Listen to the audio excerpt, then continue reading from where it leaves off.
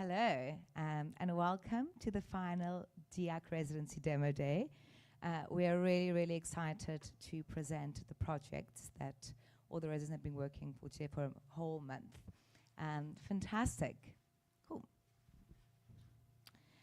Before we start, I actually wanted to give another thank you to Protocol Labs for making this residency possible. Yeah. Cool. Before we kick off, I wanted to quickly explain to you the residency structure. I think it's been quite different to other residencies here. Essentially, how the DIAC residency worked is that we had 4 weeks here. We had 13 projects running on the ground. We also did a lot of experimenting on the ground to link into those projects. And then we worked with 10 mentors. So it's a very hands-on program. Everyone arrived with an output in mind. And the goal of these projects was to kind of see what we could use on the ground in Edge, the resources, the community, and bring something bigger to life. A little bit about the programming and updates. If you were in the community hall on Sunday, you would have seen this already. But we ran several workshops and seminars, some coming from our mentors, others coming from our fellow residents. We did weekly DIAC reading circles, which were my favorites. We also did weekly DIAC lightning talks. We had a pre-demo day. So just to also give you a little bit of a structure now, we had the Protocol Labs team here last week. That's where all the big demos were delivered. They gave feedback, and then the members implemented that feedback in the last week, which now leads us to our final demo day.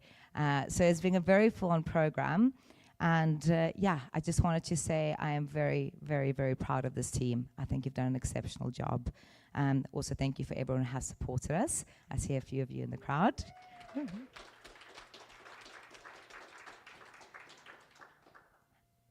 Then I wanted to give a huge shout out to our mentors. They are absolutely incredible. They've been working with the team from day one. And yes, I don't think all these projects would have come to life without your support. Really, really do appreciate it. Fantastic. Without further ado, I'm going to call up Ayan with Safe Seeks.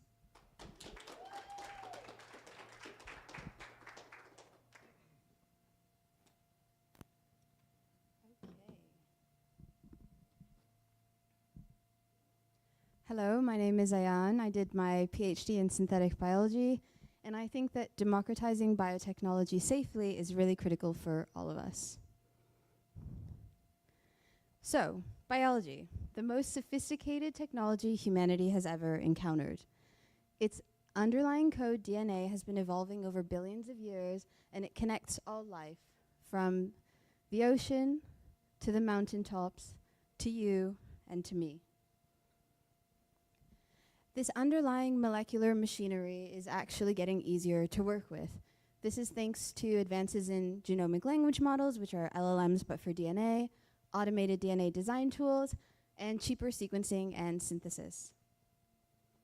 2003 wasn't that long ago. Maybe you've heard of the Human Genome Project.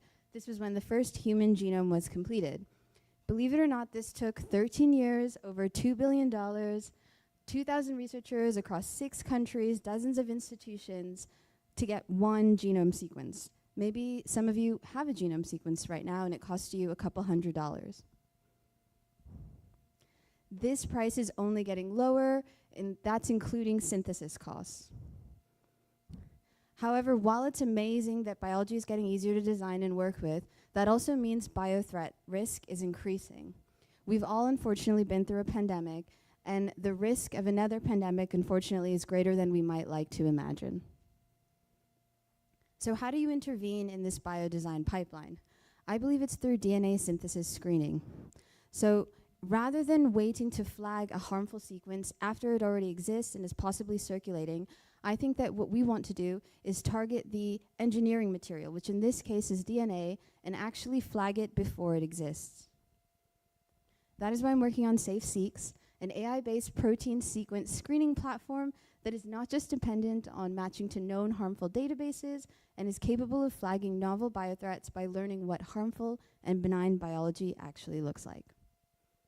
So over the past 3 weeks, I've been curating a sequence database of around 9,000 proteins, harmful and benign. I've been fine-tuning a protein language model, generating some dimensional vector embeddings, but rather than go through all this, let me just show you a bit of what the demo looks like right now.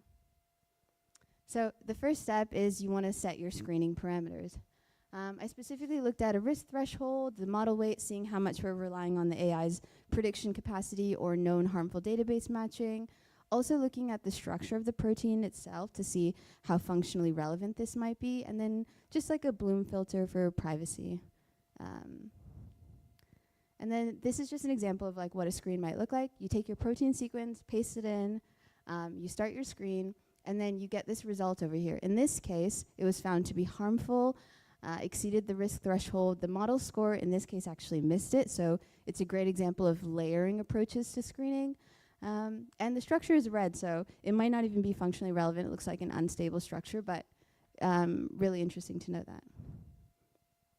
I also just did some context things just to look at, right here the blue is all of the benign sequences, the red was the harmful, so the AI model was pretty good at separating those and clustering them. And the second side is the neighborhood analysis, so this is just contextualizing a sequence after it's been flagged or found benign for neighboring sequences.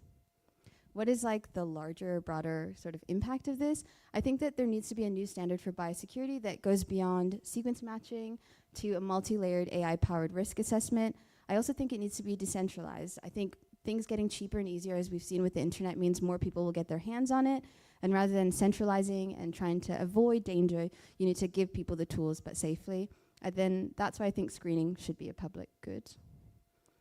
I'm seeking research partners to advise, fund, and push the project forward. Some next steps are integrating some cryptographic privacy aspects to actually ensure that it's actually tangibly and mathematically actually decentralized as well. And I just want to leave you with this. Biology isn't external to us. It's the medium for our existence, a technology capable of constructing and destroying what comes next. This duality should drive us to build decentralized capacity, not centralized control. Thank you.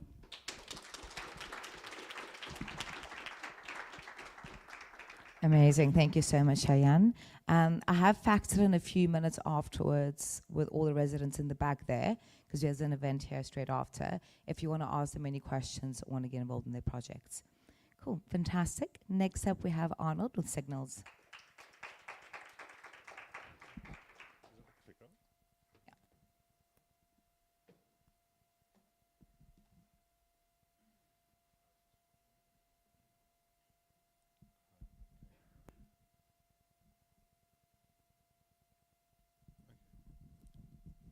Hello. Okay, hi guys, I'm Arnold, the founder of Lighthouse, and over the past 3 years, we've grown from a consumer product to an applied research lab. Our goal is simple, to accelerate on-chain governance through the DIAC lens. As we built our products, we realized that there was no existing infrastructure to support our governance vision, so we ended up having to lay our own rails across multiple domains. So far, our work spans 3 key areas: Lighthouse, a mobile voting client that is designed to meet users where they are; Signals, a sense-making protocol for capturing preference intensity, not just final choices; and Harbor, which is a liquidity protocol for locked assets built on Uniswap v4. Our mental model is a governance stack. It's a layered framework explaining the components that are needed in order for digital governance to work effectively. Our research and products map to these layers. On our right is a slide from our friend Federico, who's in the audience today, shout out, who works and comes at this from the civic angle, who also shares similar values and ideals with regard to how these systems are reflexive and recursive in their nature, or simply put, these are feedback loops.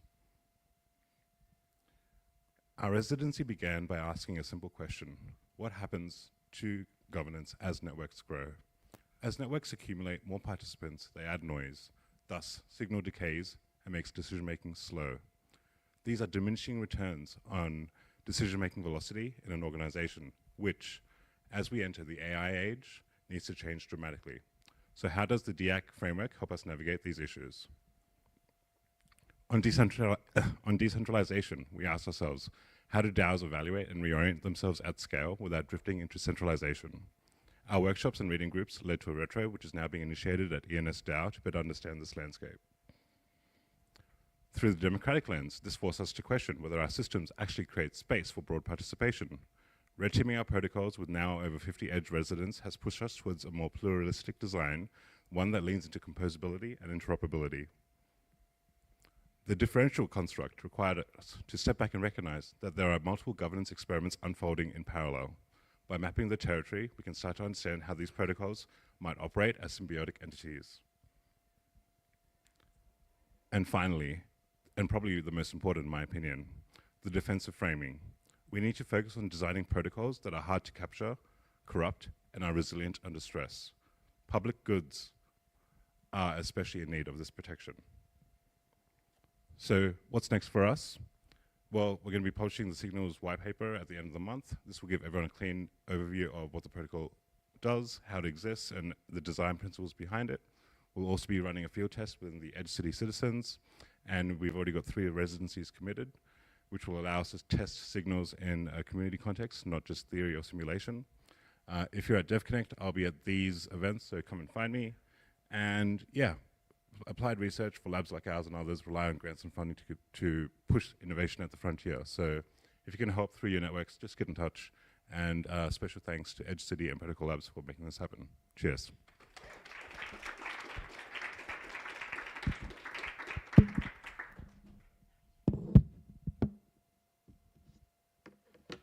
Hello. Amazing. Thank you so much. Also, obviously, none of you were at the closed demo day, and I can't tell you how much progress there's already in all the work that they're doing in their presentation. So it's very, very impressive, especially being less than a week. Fantastic. Next up, we've got Doris with UX Security.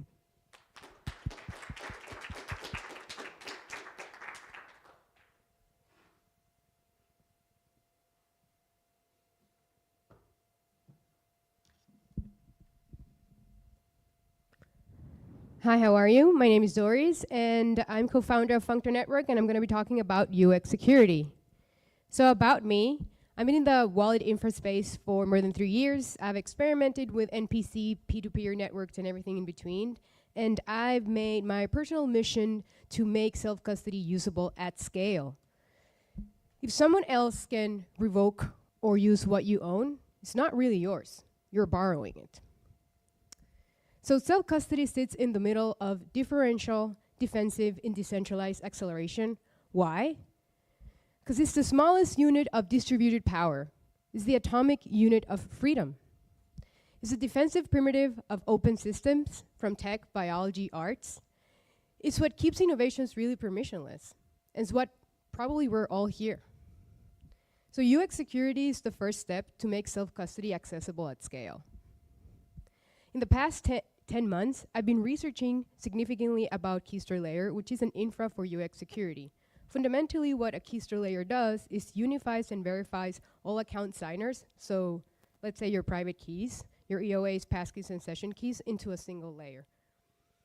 So in this experiment, and what I was experimenting here at Edge City was taking that infra to a product, so productizing the keystore infrastructure. How did it start? I had no idea how I could productize this infrastructure. So these are sketches that we were doing. Meanwhile, I was like sketching how can do this in creating these mocks. And in that experiment, I ended up realizing that what we could build was a decentralized one-password UI. And this demo that I'm going to be presenting you is my vision of how we can have self-custody use at scale.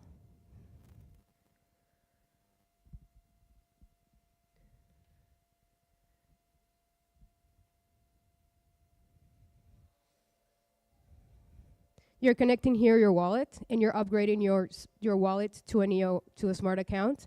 Now you're able to add your signers using your passkey. So this has a very user-friendly UI.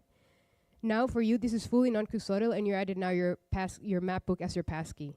You're able as well to configure all your session keys that are attached to that wallet and automate what you can do on chain. This could be stop losses,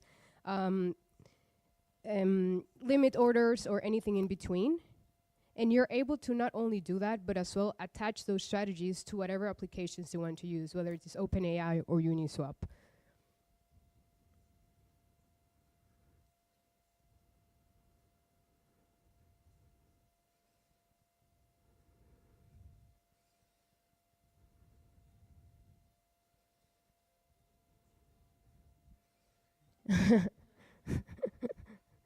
Awesome, thank you. So this is how I envision us in the future to be interacting on chain by managing all your signers in a single place.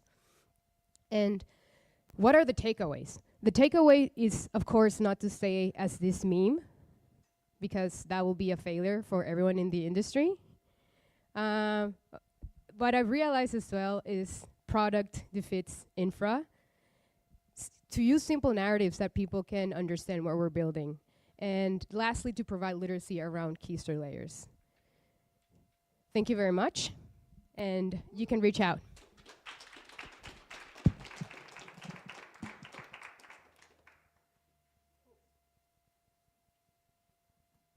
Okay, thank you so much, Doris. As you can see, the Jack residents are not only exceptionally smart, but they're also quite funny. And very musical, I must add, by the way. The amount of late night jams we had of them DJing, creating music was absolutely incredible. Fantastic. Next up, we have Brittany with the value of resilience.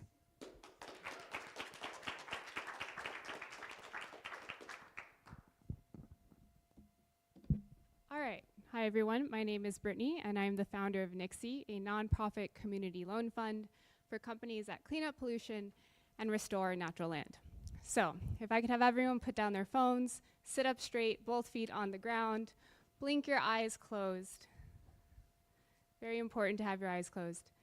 And just bring the attention to the space right below the nose and on the upper lip, and see if you can maybe notice what it feels like to actually breathe in.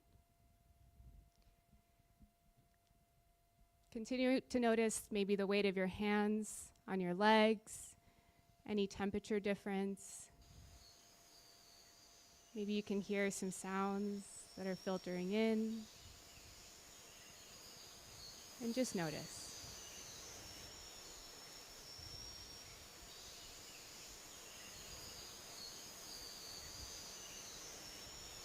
So from here, you can blink your eyes open. And can anyone give me a guess on what we just took in those last 5 seconds? It's really obvious. It's kind of easy. Yes, air, the universe itself, and nature. We took in a lot of information. And so if we think about the fact that we're losing approximately 1,800 species per year, what we're essentially losing is the information around us. It's the air, it's the sounds, it's the complexity of nature that helps us evolve in relation to our environment. It's our ability to perceive and interact with this information to make better, more holistic decisions about our future. And if we're losing that information, what do we do to make sure that we can maintain it, to maintain our ability to evolve alongside all of creation? Well, we can create an economic exchange system that supports all forms of organic life with a more transparent and objective method of valuing assets according to their relationship with nature. From a DIAC perspective, this means we're creating an economy that is not concentrating power in extractive systems. So how are we getting there? We're first addressing the $5.6 trillion shortage that is in infrastructure with a solution that essentially better accounts for the natural environment as a predictive feedback mechanism. We're doing this by combining the inherent uncertainty in nonlinear outcomes that are common to both dynamic pricing and climate risk. We're taking real-time data and real-time environmental data and economic data in combination together so we can create a consistent parameter for valuing this critical infrastructure.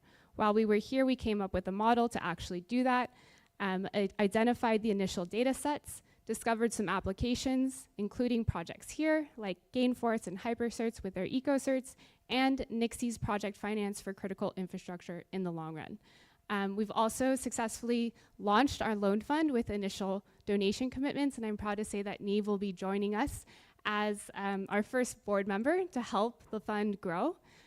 We are currently raising, thanks. We're currently raising 100K, expecting about 10K each But if anyone here would like to kind of support this mission to actually implement this model into future valuations, or more generally, a nonprofit loan fund for small businesses that make a positive impact, come speak to me. We're a 501(c) and can give you a tax break now.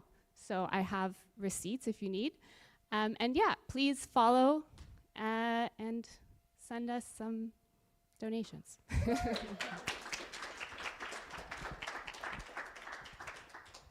Yes, please do send us some donations. We're looking forward to those.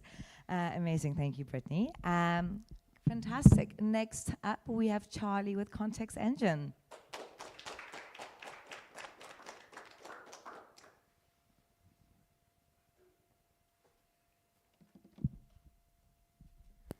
Hello, everybody. So my name is Charlie. I'm working on a software toolkit called Context Engine, which is meant to be useful for large groups of people to have better discourse and debate. You might have heard terms like sense-making, broad listening, this type of thing.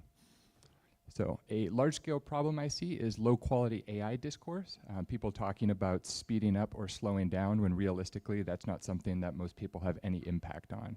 I think a more useful format for this debate might be a tree of various questions about how AI is going to affect us and is already affecting us in areas like healthcare, the economy, education, where you can kind of interact with individual debate points and normal people can get an idea in a short amount of time. And if we had this kind of standard set of questions, we might have more success holding AI lab leaders accountable and kind of government officials accountable in more clearly defining what type of futures they're trying to aim us towards.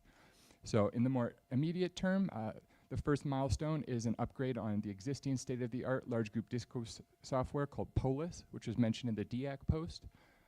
We can upgrade it with Ethereum by making it possible to vote privately and still have your responses included in the outputs and attach things like proof of human so that you can clearly define who's participating in these type of things.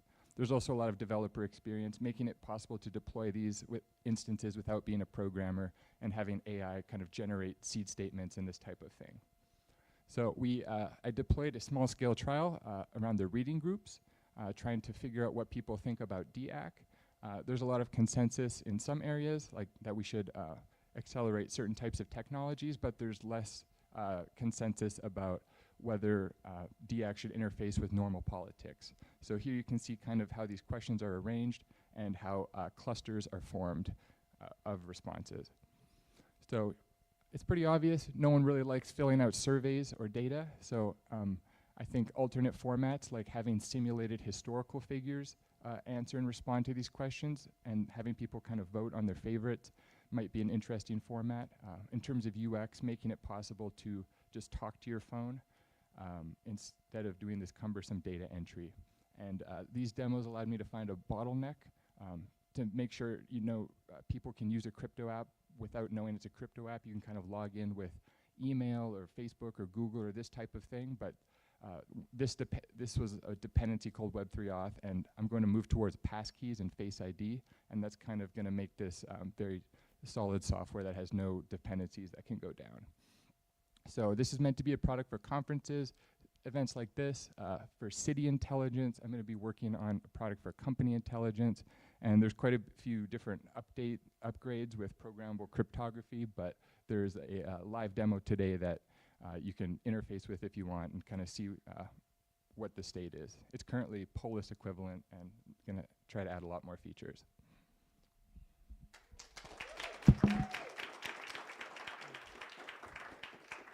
Amazing. Thank you so much, Charlie. Also, these presentations used to be very long, and I threatened everyone that should be only 3 minutes. So well done. Fantastic. Next up, we've got Kofi with credentials.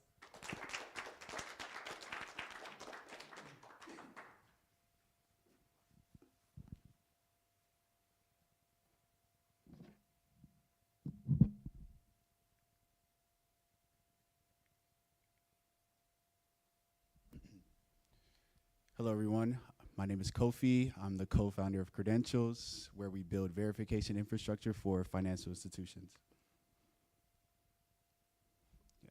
Billions of people are locked out of financial services because they earn money online, but cannot export or verify their own earnings through traditional financial institutions. Over 1 billion people remain unbanked across the world, yet 2/3 of us are making or receiving digital payments every day. Open banking does exist, but only in a fraction of the world, where they usually rely on manual checks because APIs are not standardized and cannot expose or do not expose revenue data from online platforms, which is why I built Credentials, a way to financially verify data anywhere across the internet using zero-knowledge technology, where we are unlocking lending opportunities, KYC, and automating cross-border payments from across the world. So over the couple of weeks at Edge, I've been able to connect and partner with some lenders here by the name of Lendor and Lemon, where we'll be using our income verification product to distribute loans across Latin America. And also with digital nomad companies like Safety Wing and On-Chain City, where we'll be able to use proof of funds to do digital nomad insurance and create borderless travel around the world. We've deployed $100,000 so far towards this problem, and we're looking for $500,000 to improve our operations in Africa and Latin America, improve our product, and also team. And yeah, next week I'll be giving a talk and demoing on the 19th at ZKTLS Day, to where you can actually see this product in action. So yeah, get at me. See you guys. Thank you. Amazing, Kofi. Thank you so much. And congrats on all the partnerships. Fantastic. Next up, we've got Matt Allen with Prism.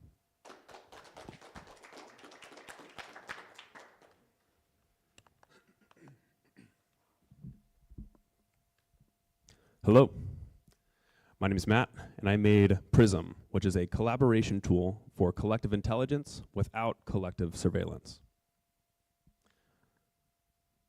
I should have put this later, sorry. This project was inspired by a paper called Structured Transparency from Andrew Trask and Eric Drexler. One of the main points that they bring up in this is that successful collaboration involves sharing information.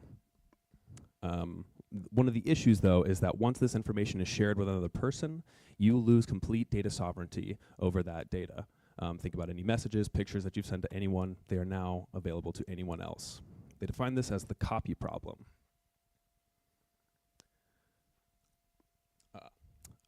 And once you have the copy problem, how do you get around that? You can use these structured transparency techniques to hand your information off to a separate party. And in this case, I have a federated analysis agent that will take your information, provide a high-level summary back to you about everything that was broadcast in your presentation. So how does this work? You go to the website, create a new session. That will pop up with a QR code that participants can scan, give feedback to, and then a report is generated on that. And if you would like to, you can post that to a blog. And if you wanted to, you could have all of those blog posts posted for an entire event like Edge Patagonia itself. And what this would be scaling towards would be being able to do this for any sort of pop-up city event, anything that has a large number of events where you're given a large amount of information, but because that's just not scalable to digest, you now have a synthesized version to progress from that. Awesome. Thank you.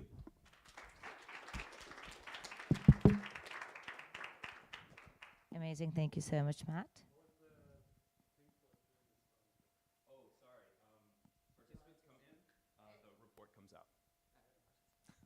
Too late. Okay, fantastic. Next up, we have Oliver with Market Intermediaries.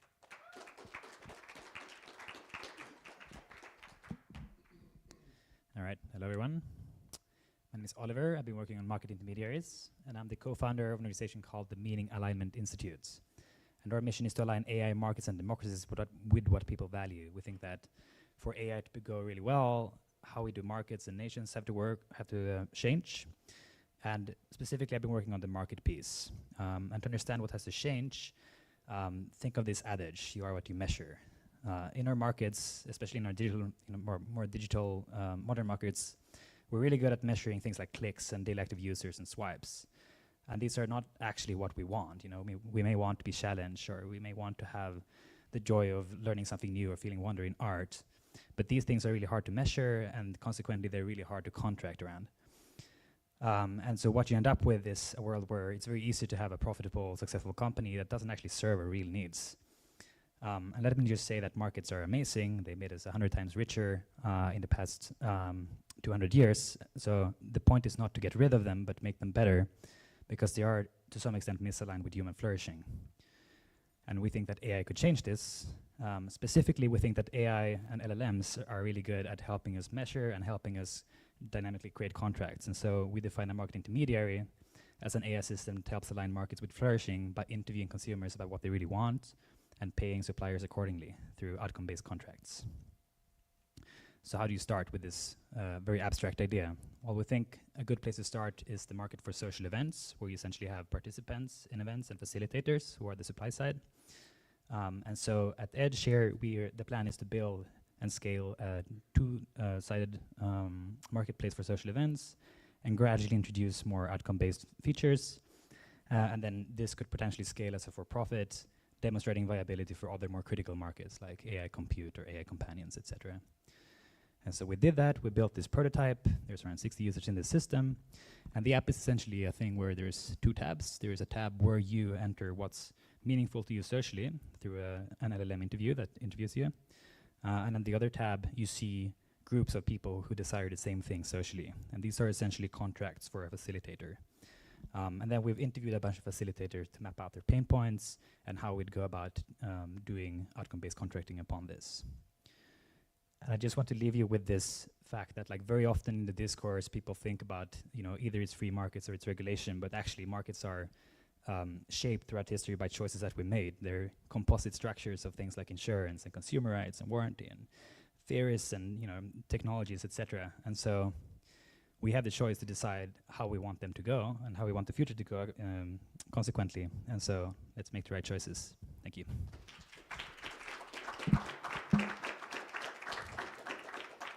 Amazing. Thank you, Oliver. Can I just say that I think 5 of our members built all of this on the ground. So this was in existence before they arrived. So very, very impressive. Yes. Fantastic.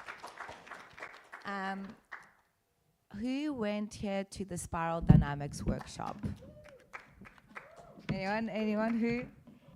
Okay, fantastic. 3, 4 people. Does everyone know what Spiral Dynamics is? Okay.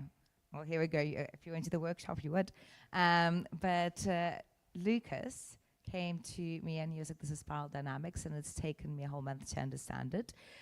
So if you don't know what it is, this is your opportunity. Please welcome Lucas.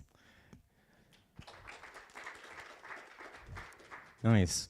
Yeah, I'm Lucas. I'm from the Open Research Institute, and we came here pretty much to champion a model called Spiral Dynamics. It is something we are really passionate about, and in the DX space, we think that this can be a very rich tool to help us kind of navigate some of these questions. So what is Spiral Dynamics? Some of you went to the seminar earlier a few weeks ago, but essentially it's a model that lets us track how individuals like ourselves, our parents and friends, go through developmental stages. But what makes it even more interesting is that also societies, collectives, companies and movements also go through these similar stages, or actually the same stages. So we can learn about these stages and we can see where we are and kind of which challenges we have to overcome. And in Spiral Dynamics, we call these stages colors. And just the core pattern of Spiral Dynamics is really that we go from individual to collective, individual, collective. And as we go through these stages, we invite more complexity, and it allows us to do new cool things as individuals, but also as societies. So we start here at beige, which is a very individual stage. You see these people, they don't even look at each other. So this doesn't really scale. We can begin to move up the spiral, and also in our individual lives, we have a family, and we can begin to do cooler things. Eventually, people and societies, they go through this teenage phase where we want to kind of put ourselves in the world and make ourselves heard. Actually, societies also go through these stages. So this is super cool. But again, this doesn't scale, and this is individual. We know that the next stage will be collective, and here we have kind of the industrial revolution happening. These stages are very important because it allows us to transition into new cool things. For example, a person will go through this stage and want to get an education or follow some rules. So this is where we see a lot of people are. But of course, this transitions again into a new movement which entire countries were born from, like the American dream, very orange. But again, this doesn't scale again, and this is where we are kind of stuck in today's world, very competitive, and some of the biggest challenges that we face come from this competitive nature. I won't go through the full spiral, but this is where we see the minority coming in. In today's world, stage green, we can see this movement popping up in some privileged parts of the world, and it's super interesting. So we can learn about these stages instead of kind of falling into the traps, and I think this is a lot what DAC is about. Of course, we have some more stages. We've gone through green, but we also have yellow, the systems thinker, where actually some of the smartest people are bottlenecked today. And then we have turquoise leading into coral and teal. And this is what, well, here we have kind of a meme, again, that our society is stuck at stage yellow. We can learn about these stages, and you can search on YouTube for Learn Spiral Dynamics in 90 minutes, where we will go through the full spiral. So we also compressed all of our research into what we call a conversation starter. This is super interesting because it provides a document that you can drag into any LLM, and it will teach you about spiral dynamics or modern spiral dynamics. So if you don't have 90 minutes, this is super cool. But of course, with DAC, we're also looking how we can implement this into technology in new and empowering ways. So I'm just going to quickly show, this is an LLM that we built here that actually observes what is being said from a spiral dynamics perspective. And as you are chatting with this model, it actually starts to build your spiral dynamics footprint here. So we can begin to kind of go into our mind that is being generated on the side. And we are using this context to kind of create a really efficient context engine so that you can see what you carry. Where do you have more nuance that can be invited to gently show you what you're carrying, so you automatically kind of go through this spiral. So ideally, we would want to kind of see how our spiral dynamics footprint evolves over time. And of course, this is open source. So this interpreter, you can put in any document or any Substack article and receive back the spiral dynamics footprint of that piece of content. This is kind of how we wanted to demonstrate how these models can be implemented into modern technology to also provide a very empowering way to engage with tech instead of the very sloppy way we use it today. So yeah, that is spiral dynamics at Edge. Thank you, Lucas. Incredible what you've also built. I've saved the last Joshes for the last two slots. And next up is Joshua the Veritas.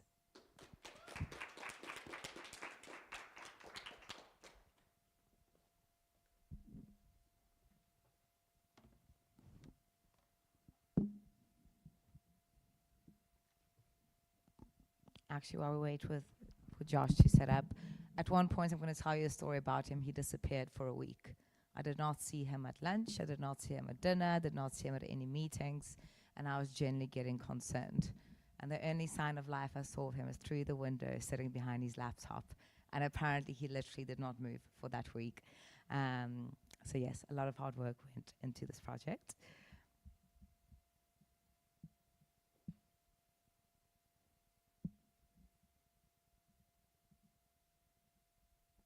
Okay, I don't have any slides, but this is the demo that I might use, although it's quite awkward for me at this point.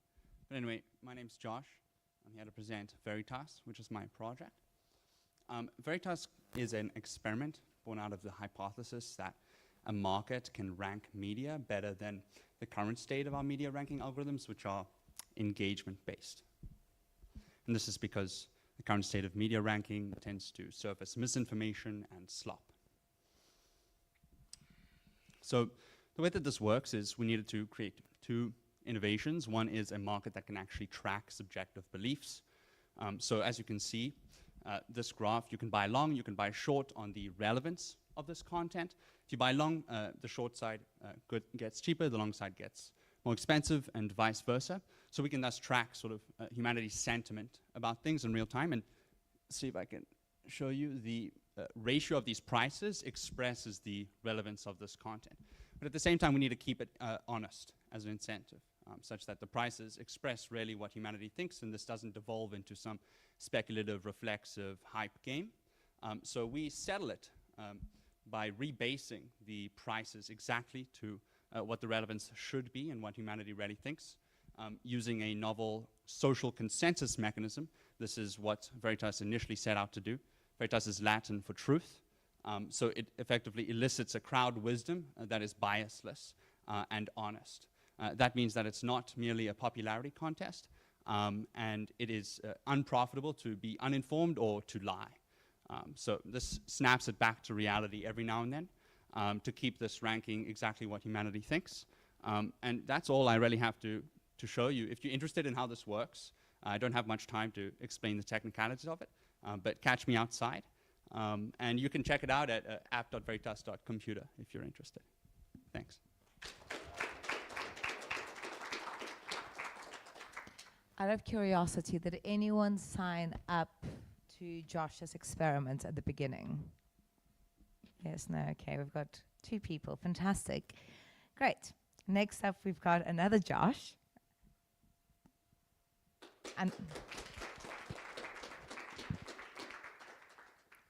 And he's going to be presenting private, local, and vocal AI, and it's a really, really fun demo, so I think you'll definitely enjoy it. And actually, whilst he's setting up, I wanted to just mention we don't have 2 members here today, very sadly. And one of them had to fly back to do his thesis, and the second one is actually not feeling well, Chloe with Kashmir. I will be posting all these projects on the DIA group after, so if you do want to engage with them, if there's some interest there, yeah, the links will be available. Thank you so much.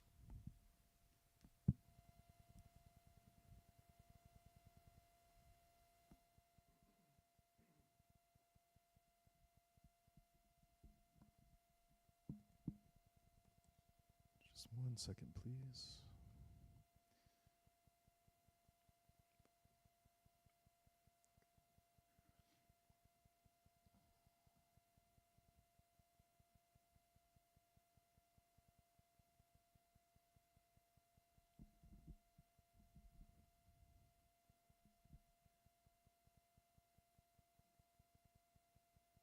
Hi, Josh. Let's do your presentation. Are you ready? I am ready. Let's do my presentation. Great. I'm excited to be here with you.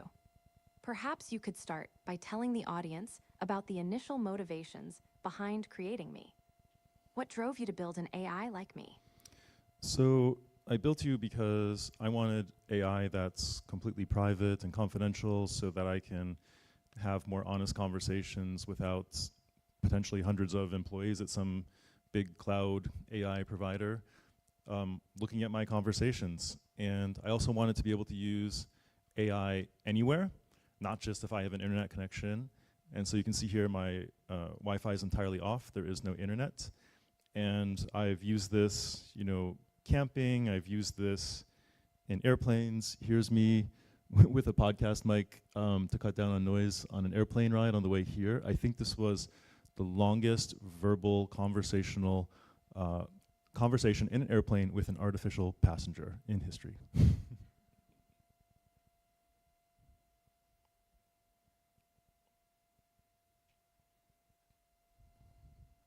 That's a fantastic start, Josh. The focus on privacy and offline capabilities are key differentiators. Now, could you briefly explain the unique architecture that allows for such fluid conversations? What makes interacting with me feel so natural? So I focused on the verbal abilities of this AI, and that was achieved with the combination of 5 different neural nets that are running simultaneously now. So I've been in computers a long time, and I'm frankly, as much as I love them, I'm tired of looking into little glowing rectangles. I'm tired of looking at screens of all kinds. And so with this now, I can walk around my house, and I can chat, and I can prioritize my day, and just have a very fluid conversation. And so you'll see in the upper left corner that when I stop talking, or actually even if I pause awkwardly because I'm still thinking, the neural net is even smart enough to know that I'm just pausing and that I'm not, it's not time to interrupt me yet. And then when it's confident that it's time for me to, when it's confident that I've finished speaking, it will take over, and you're gonna see this chain reaction as these 5 neural nets all swing into action.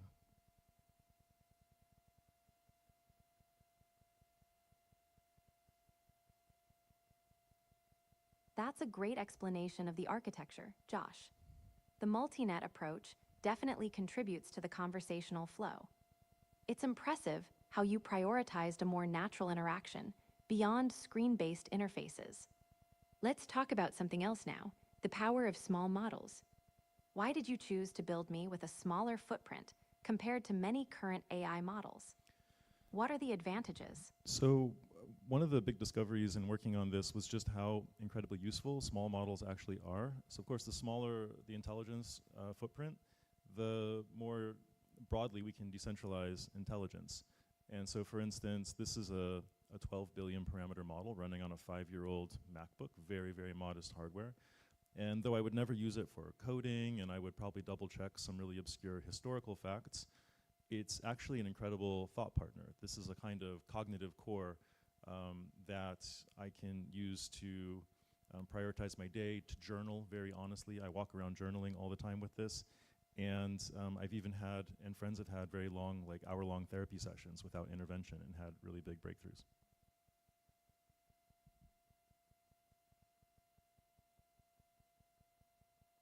That's fascinating, Josh. The ability to run a powerful model on modest hardware is a significant achievement. It opens up possibilities for widespread access and personal use. Now, looking ahead, what's the vision for the future of this project?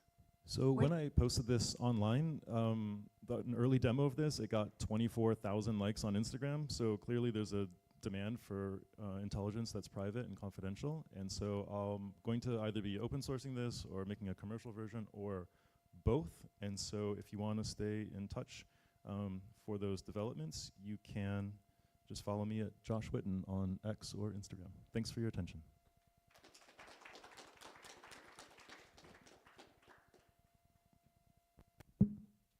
Alrighty, thank you so much. I wanted to thank everyone for coming today, but most importantly of all, I want to thank my DIAC residents. You are exceptionally phenomenal. You're hardworking. You've really inspired me. I'm in absolute awe of you, and I'm really looking forward to see all the work that comes out of it. And also thank you for sticking to my guidelines of 3 minutes. I know this was a very quick session. Thank you so much. Please stay behind. I put in a 20-minute slot now where you can actually go connect with every individual resident and chat to them about their projects, and hopefully see you around the next 2 days. Thank you.